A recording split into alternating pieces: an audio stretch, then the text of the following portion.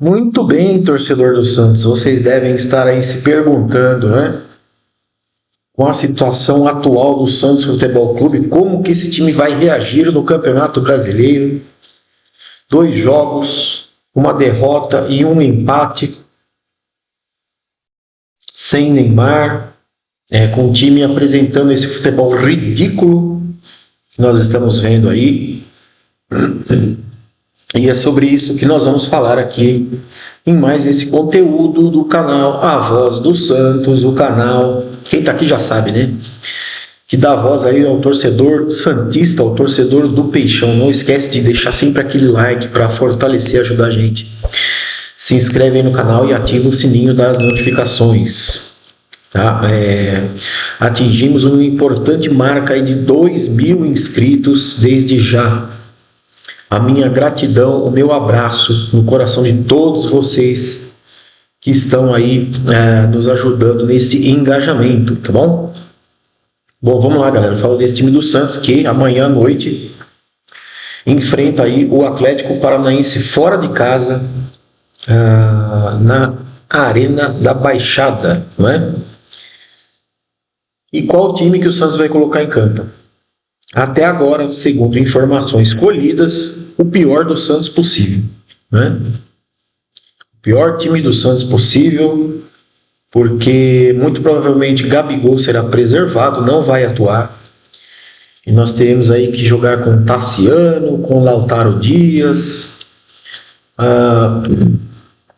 O Santos está com seu departamento médico mais ou menos cheio. Quando sai um, entram dois, né? A gente sabe que o Gabriel Brazão, por exemplo, está jogando meio que no sacrifício pelo Vojvoda, né? Não tô dizendo aqui, mas pode ser até que seja, mas quando o jogador começa a jogar pelo treinador é porque a faca está no pescoço. A gente que acompanha futebol aí há muito tempo, sobretudo o Santos Futebol Clube, a gente sabe como é que funcionam essas coisas no mercado da bola, né? Vojvoda, que por sinal está fazendo todos os esforços possíveis para não continuar como treinador do Santos Futebol Clube, né? O que a gente tem visto aí são escalações equivocadas, né? A princípio, escalações equivocadas, substituições ainda piores, porque o Santos, além de não ter muitas opções, né? O Santos que já não tem elenco, além do Santos não ter muitas opções, o material humano, a matéria-prima é pobre, né? É paupérrimo. Se a gente for avaliar aí jogadores que estão no banco e aqueles que performam com o time titular, por exemplo, do Mike, que ora joga ele, ora joga o Igor Vinícius, a gente consegue ter uma visão bem clara, na verdade, de que o Mike, sinceramente, não serve para jogar no Santos Futebol Clube, né? Ao mesmo tempo que o Vojvoda prefere por ficar rodando esses jogadores, né? Lautaro Dias, que todo jogo entra, que é um porre também, não dá para ficar vendo o Lautaro Dias com a camisa do Santos. A gente tem uns semi-encostados aí, que é o caso do Tiquinho Soares, né?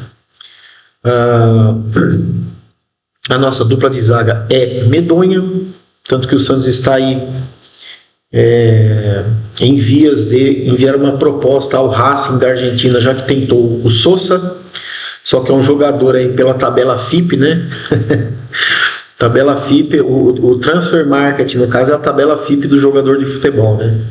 O Sosa é avaliado em 9 milhões de euros, é uma bala muito pior do que seria, por exemplo, o Loyola, que acabou nem vindo para o Santos, né? O volante. E aí, com esse alto valor, né, do Sosa, o Santos está atrás do outro zagueiro, que é o De Cesare, né? Existe uma avaliação interna, isso daí é o que mais me preocupa no caso, tá? Porque é uma avaliação interna do Vojvoda para outro jogador argentino. A gente sabe aí que, por exemplo, do Lautaro Dias e do Escobar também são jogadores argentinos, nem por ser argentino, mas que é uma tratativa, vamos dizer assim, de forma cultural e do idioma um pouco mais fácil de se trabalhar. esses jogadores não performam muito bem. Então qualquer zagueirinho meia boca pro Vojvoda é o Van Dijk, né? Por falar em Van Dijk, apesar que não tem nada a ver com o que eu vou falar, mas tem a ver com o Vojvoda, que já trabalhou, por exemplo, com o Moisés, né? Quando houve a negociação aí com o Moisés lá do Fortaleza, o Vojvoda já trabalhei com ele, o Escobar já trabalhou com ele, o Guilherme já trabalhou com ele, enfim, né? Jogadores que o treinador já conhece. Então, fica também aí uma pulguinha atrás da orelha, porque o que vai acontecer? O que vai acontecer, eu disse inclusive no conteúdo de ontem, né, aqui do canal, que nessa partida agora do Campeonato Brasileiro, lá contra o Atlético Paranaense, o Santos vai ter a volta da sua normalidade. O que é a normalidade? Né?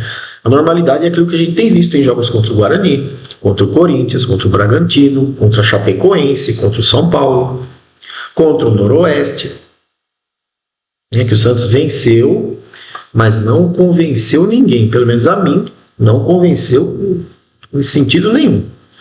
Continuou com aquele futebol ridículo, aquele futebol pragmático, burocrático, com erros de passe ali que a gente vê que são coisas bem básicas do futebol, às vezes 2, 3 metros, o cara erra o passe. Só treina isso, só faz isso na vida e ainda faz mal feito. Então a gente tem uma perspectiva muito ruim. Nossa, Clebão, mas você vem colocar um conteúdo sobre o Santos na internet, você é muito pessimista. Você é muito pessimista. Você tem que ser mais passional, você tem que amar o Santos Futebol Clube. Gente, uma coisa não tem nada a ver com a outra. É óbvio que quando a gente sabe que isso é uma fase que já dura 7 anos, né? Mas essa fase vai passar. Essa fase vai passar, porque eu acompanhei todo o sofrimento ali do Santos durante a década de 80, de 90, em que o Santos ficava 10, 15, 20 anos, ficou 24 anos sem ganhar um Campeonato Brasileiro, sem ganhar um título expressivo, né? Eu não tenho falando nem o brasileiro assim. Mas isso passa, e daí veio a geração do Diego, do Robinho, depois já engatou na geração do Ganso, do Neymar. Então isso passa, gente. Futebol é momento, né? O momento é ruim? É ruim. O Santos está colhendo aquilo que plantou durante muitos e muitos anos de gestões catastróficas, né? E a única esperança que a gente tinha, pelo menos para essa gestão de Marcelo Teixeira, é que isso fosse diferente, mas esse já é o último ano. Então a gente consegue avaliar que desses, 2 anos e alguns meses de gestão do Marcelo Teixeira, não vou dizer que nada mudou. Mudou sim, para pior. Tem os acertos? Óbvio que tem os acertos, né? Mas ao mesmo tempo que um dos acertos foi ter trazido o Neymar para o Santos, por exemplo, precisou o pai do Neymar pintar o muro do CT, porque o Santos não tinha tinta, não tinha como comprar tinta para pintar o muro do CT, para fazer todas as melhorias de infraestrutura que o pai do Neymar fez lá, com aquela questão de containers modulares, toda aquele lance bem legal que foi feito lá para o elenco profissional. Chuveiro de vestiário, gente, isso é humilhante. É humilhante para um time que tem a grandeza que tem o Santos Futebol Clube. O Neymar ficar 12, 13 anos fora e dizer que o chuveiro do vestiário é o mesmo de quando ele foi embora. Sabe, aquelas TVs na parede da parte da estrutura profissional ali do CT Pelé. Anos ali, gente, sabe? Então houve toda uma reformulação, mas que não veio do presidente, que veio do pai do Neymar através da volta do Neymar no Santos. Então o Santos precisa, na verdade, quando a gente fala em cortina de fumaça com Arena, com SAF, por exemplo, agora a cortinaça de fumaça, que até agora ninguém decidiu nada, ninguém resolveu nada, e a gente acaba achando bastante estranho que uma reforma de estatuto seja discutida no ano eleitoral. Né? Qual é o interesse? Qual é o favorecimento? Qual é a parte política que interessa somente as pessoas que detêm o poder dentro do Santos? O que é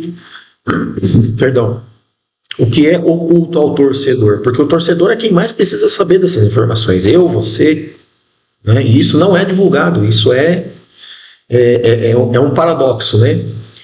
Um dos times que mais tem falta de transparência interna, porque vazam-se informações de contrato, informação de salário, informação de jogadores, informação de interesse no mercado. Onde falta transparência, existe uma blindagem bastante forte ali, como, por exemplo, a questão do Neymar quando está lesionado. Quando o Neymar se lesiona, absolutamente ninguém sabe antes da hora de saber. Né? Isso eles conseguem blindar de uma forma bastante interessante, vamos dizer assim. E isso também é blindado na questão do estatuto, porque todo esse problema estrutural do Santos é a fonte de todo o problema.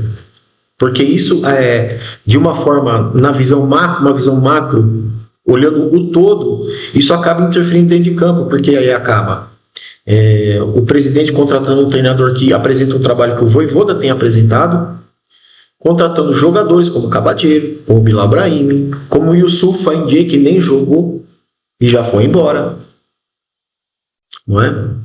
Encostando alguns outros jogadores que voltam de empréstimo, enfim, toda, né, aquela seara. Então o Santos é um time que precisa ser escavado de baixo para cima, ter um alicerce firme, né? A gente mantém a esperança aí que para o próximo triênio do Santos venha um presidente decente, que realmente faça essas mudanças de ordem estrutural, né? Não precisa até nem começar primeiro, porque o Santos já tem um esboço do que é só um esboço, né? O time do Santos em campo hoje é só um esboço de time de futebol, não dá para nem dizer que é um time, né? Que toca bola, que tem transição, principalmente que vence jogos, porque não precisava jogar bem, pode jogar mal todo jogo, mas desde que vença, né?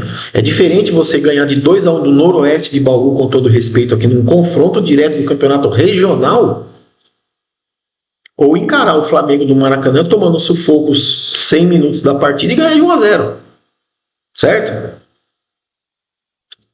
Então, essa questão do problema estrutural, ela precisa acontecer, ela precisa ser resolvida. E a gente espera que o próximo presidente venha realmente para começar, nem que seja em paralelo, como eu estou dizendo aqui, com a parte de futebol profissional, não tem problema nenhum, desde que seja feito, né? Então, hoje, como vocês estão vendo na thumb do nosso vídeo aqui, o Santos está sem opções. O Santos está sem opções. Não dá para ficar contando que Gabigol vai ser o salvador da pátria, Neymar muito menos ainda, porque o Neymar sozinho não vai fazer muita coisa, principalmente se ele tiver que ficar voltando para buscar jogo, né? Então é isso que o Santos precisa de 1 até 2 zagueiros de referência, porque os que tem lá não servem. O Santos precisa de um jogador de meio de campo, um volante, que seja brigador, que desarme e que leve a bola com qualidade do meio para o ataque, porque todos os 6 que tem lá não servem. Então o Santos precisa aí ao mercado. Agora trouxe o Moisés, trouxe o Rony, trouxe o Gabigol, tem o Neymar, já tem já está começando com uma cara ali, o ataque do Santos. É ineficaz? É ineficaz. Mas a ineficácia também não é só do ataque, é a ineficácia do meio de campo, e a ineficácia ainda é pior na defesa. Porque todo santo jogo do Santos, a zaga toma um gol de bola aérea. De cabeça, uma bola aérea que pipoca, sobra num rebote. E não é só bola parada, é no escanteio, numa falta, numa jogada que o cara fica chuveirando. Se ficar chuveirando a bola, isso daí já serve até de estudo para o adversário, vamos dizer assim. Ficar chuveirando a bola toda na área vai ser um terror, gente. Vai ser um terror. Quem é que vai subir de cabeça ali? O Santos precisa, outra coisa também que eu venho falando aqui no canal, é que o Santos precisa olhar para a base. Mas olhar para a base é na questão de aproveitar melhor os jogadores que estão tendo oportunidade. Por que não, por exemplo, dar uma oportunidade para o João Ananias, que é um zagueiro, que tem treinado muito bem. Um zagueiro de quase 1,90 m de altura. E treinar, treino é repetição, e repetição leva a eficácia. Bola aérea na defesa. Atacante, vocês vão ficar chuveirando bola lá, nós vamos botar alguém para marcar os zagueiros, e os zagueiros vão ficar tirando a bola, vão ficar tirando, afasta, não sei o quê. É treino, gente, isso é treino. O que denota essa questão que eu apontei aqui, de que o Santos todo jogo toma gol de bola aérea na defesa, é porque o trabalho é mal feito, gente. Porque se fosse um ponto focal, de falar assim, não, agora nós vamos, parece que ontem teve um treinamento lá, uma questão mais especificamente tática com relação a isso daí. Porque também tem tempo de bola, tem a qualidade do jogador. Os zagueiros do Santos não são zagueiros baixos, são zagueiros altos, que tem que ser, obviamente. Então, por que essa deficiência? É porque não é trabalhado, é porque não é treinado. Ah, mas o Santos... Não... Tudo bem, o Santos não tem material humano, mas o que tem lá precisa ser treinado, precisa ser trabalhado. Certo, galera? Combinado, então? A gente volta com um conteúdo pré-jogo aí, se Deus quiser, amanhã aqui no canal, para manter você, torcedor do Santos, muito bem informado. Deixa a sua voz aqui nos comentários, opina aí sobre o que você acha, qual que é a sua perspectiva de horizonte para essa temporada de 2026 do nosso Peixão. Beleza, galera? Um grande abraço a todos, fiquem com Deus, até o próximo conteúdo.